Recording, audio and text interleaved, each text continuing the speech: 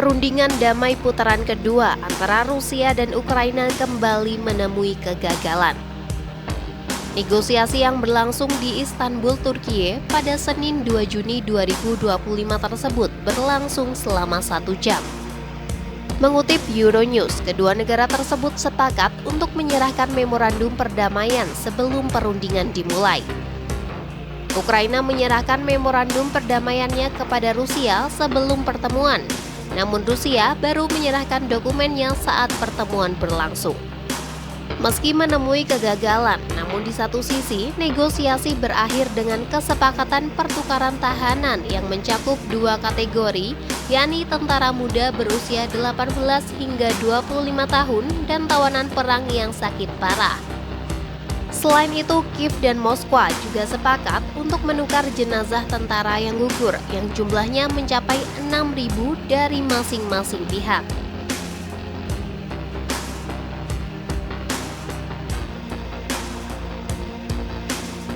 Poin utama memorandum Ukraina adalah menuntut dilaksanakannya gencatan senjata penuh.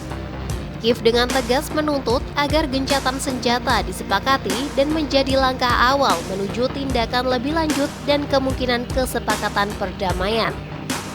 Selain gencatan senjata penuh, delegasi Ukraina juga menawarkan pertukaran tawanan perang, pengembalian anak-anak yang diculik oleh Rusia, dan pembebasan semua warga sipil dari tahanan Rusia.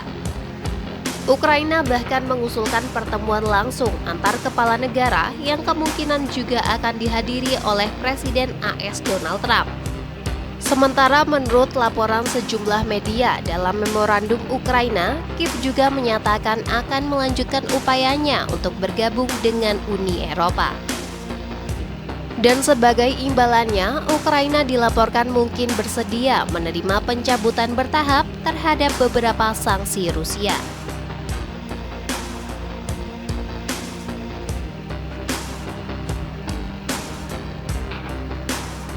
Di sisi lain, Rusia menawarkan gencatan senjata parsial terhadap Ukraina yang mencakup beberapa bagian garis depan dalam peta jalannya.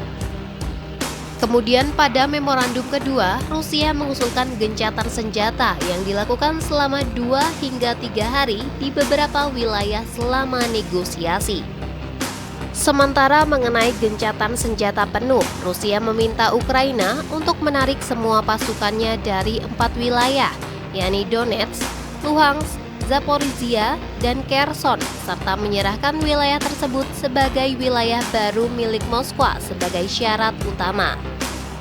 Selain itu, Rusia juga menuntut pengakuan internasional atas sejumlah wilayah yang telah didudukinya sejak 2014, termasuk semenanjung Crimea.